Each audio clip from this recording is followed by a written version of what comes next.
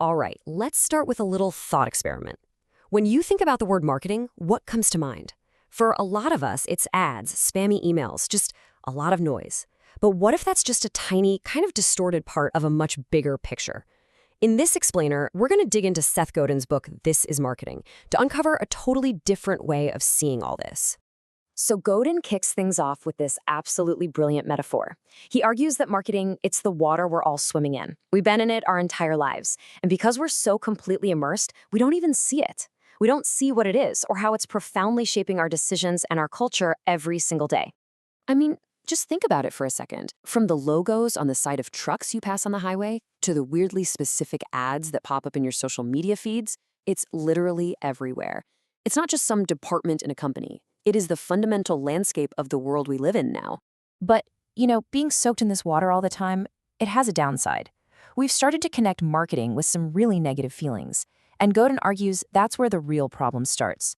We've all been on the receiving end of it, right? The kind of marketing that feels intrusive, loud, and frankly, just selfish. It interrupts your day, it makes these huge promises it can't possibly keep, and it treats you like a number on a spreadsheet instead of a real person. And this really gets to the heart of the old way of thinking. For decades, marketing has just been this relentless, selfish race for more. More followers, more market share, more customers. It's been a game built on hype and spam, and it often leaves us feeling kinda used. Okay, so let's get into the good stuff. Because Godin argues it's time to just throw that old definition out the window and replace it with something way more powerful and, well, human. What if we just completely reframed the entire purpose of it all? What if it wasn't about taking, but about giving? What if it wasn't about shouting at people, but about serving them? So here it is. This is the crucial point. Godin defines marketing not as selling, but as a generous act of service. It's the work of finding a specific group of people and genuinely helping them solve a problem or reach a goal they have. The whole focus shifts from what can I get to who can I help. You see, this new approach isn't driven by more, it's driven by better. Better service, a better community, better outcomes for the people you actually want to serve. The goal isn't to be the biggest, it's to be the most helpful, the most trusted, the most valuable. This one question, man, it reframes everything. Suddenly, the goal isn't to trick someone into a sale. The goal is to find a specific someone you can genuinely, truly help. And that's the foundation of marketing you can actually be proud of. So how does this idea actually work in practice? To explain the trap of that old more marketing, Godin uses a simple but really powerful metaphor, the sunflower.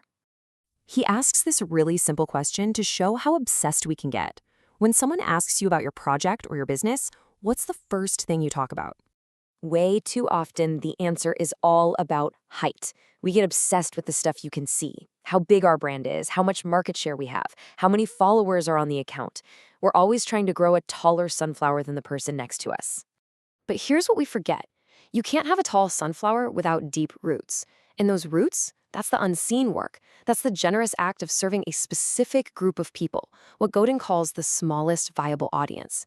It's about building deep trust and making things better for them. The height, that's just a byproduct of having a healthy foundation. And this brings us to the most important takeaway from this whole shift in perspective.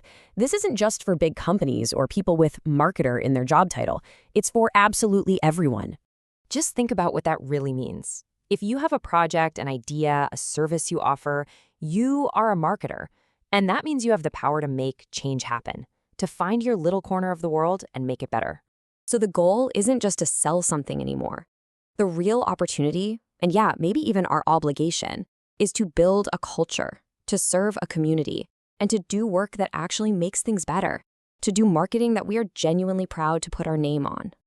And that really leaves us with the only question that truly matters in this new world of marketing. It's not about what you can sell, it's about what you can change. Who will you choose to help? And what change will you decide to make?